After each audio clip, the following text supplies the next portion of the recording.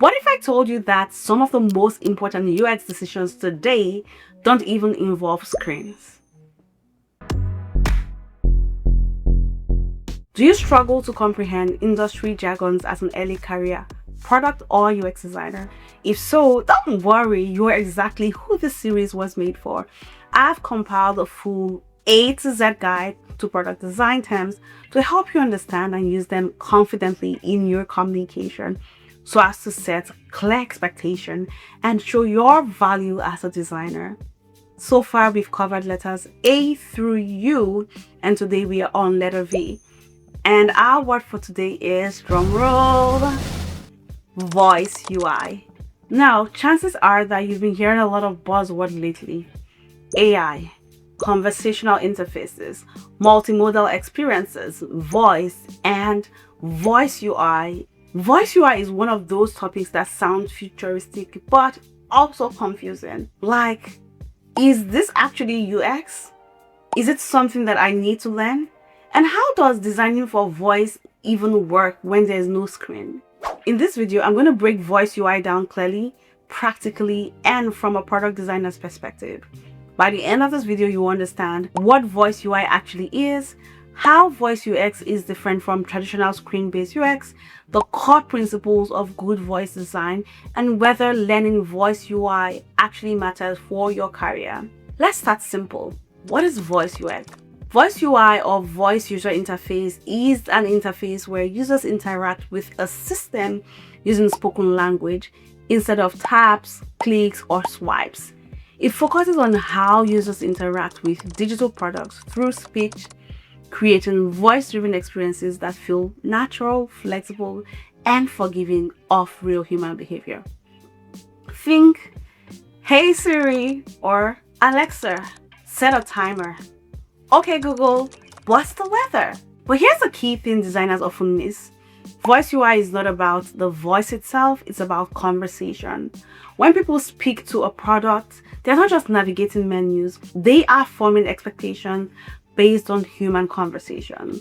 And that changes the entire design problem. Unlike visual interfaces, voice interfaces operate without screens. They rely entirely, or at least mostly, on audio input and audio output, which makes designing for voice a fundamentally different UX challenge. With screen-based UX, we rely on visual hierarchy, layout, button, microcopy, and affordance. With voice UI, however, all of that disappears. There's no visual feedback, no menus, no breadcrumbs. The user has to remember what's possible, guess what to say, and interpret audio feedback correctly. That results in massive cognitive load if designed poorly. And this is why so many people abandon voice products. Not because the voice is bad, but because the UX is unclear. Quick question, drop in the comments, have you ever stopped using a voice assistant because it felt frustrating or awkward? Because that experience is extremely common. Most voice interfaces fail for one big reason. They assume perfect speech recognition, linear one-shot command, and users who speak clearly and consistently. But real users don't behave like that.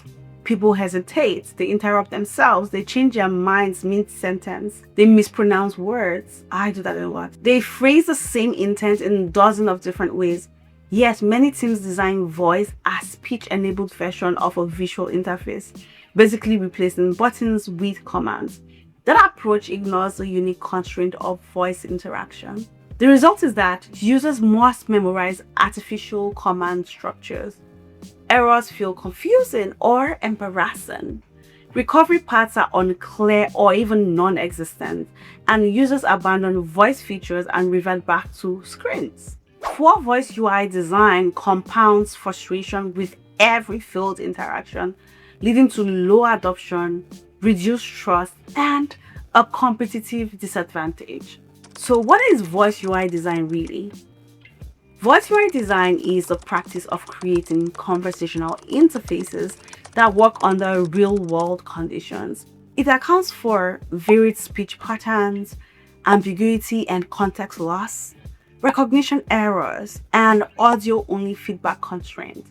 The goal is simple: enable users to complete tasks naturally, through conversation, not rigid commands.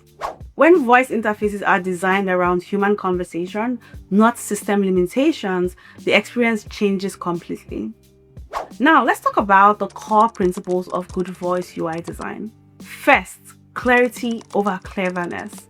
Voice UI should never try to sound smart at the expense of being clear. If users don't know what they can ask, how to phrase it, or what happens next, they feel lost. Good voice UX gently guides users using prompts, confirmation, and clear recovery paths. Next, designing for errors because they will happen. People mumble, they pause, they interrupt themselves, they use unexpected phrasing. Voice system must handle mispronunciation, partial commands, and interruptions. Great voice UX isn't about perfect recognition, it's about graceful recovery. Feedback is everything. Feedback is visual. In voice UI, feedback comes through tone, timing, language, and confirmation. Even something as simple as, okay, setting a 10-minute timer builds trust. When voice UI is designed well, it delivers real value. Natural conversations. Users should feel like they are talking with a system, not fighting it. Better error handling. Failures are anticipated and easy to recover from. Higher user confidence. Successful interactions build trust. Accessibility and hands-free use. Voice enables task completion without visual attention or fine motor control, and faster task completion in the right context, when voice is actually the best input method. Products with strong voice UI design consistently see higher task completion, fewer abandonment moments, and better long-term adoption. Now, an important distinction.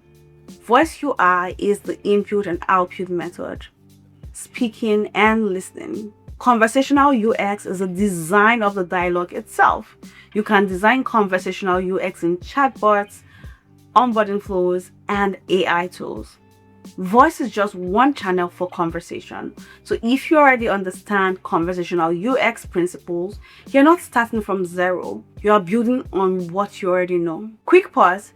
If this breakdown is helpful and you want more practical, no fluff design conversations, make sure you subscribe to this channel and give this video a thumbs up. Voice UI isn't just smart speakers. You'll find it in cars, accessibility tools, customer support systems, smart homes, and AI co-pilots inside apps. Even when you're not designing the voice layer directly, you're often shaping the flow, designing the system responses, and designing fallback experiences. Voice UI is part of a larger product ecosystem, not a standalone feature. So, should product designers learn voice UI? Here's my honest answer. You don't need to become a voice specialist, but you need to understand conversational patterns, error handling without visuals, designing for ambiguity, and accessibility implications. Voice UI stretches your UX muscles in ways that make you a stronger system thinker, and that absolutely matters as you grow towards senior roles. One of the most powerful aspects of voice UI is accessibility. For users with visual impairments, motor limitations, or cognitive overload, voice can be deeply empowering when it's designed well. This is where empathy stops being a buzzword and becomes a real design responsibility. Let's wrap this up. Voice UI isn't about replacing screens, it's about expanding how people interact with technology. As designers, our job stays the same: reduce friction, increase clarity, and design with empathy. Voice just forces us to do that without visual crutches. If you understand voice UX, you're not just learning a trend, you're learning how to design better systems. If you found this video helpful, give it a thumbs up. It helps more designers discover the series.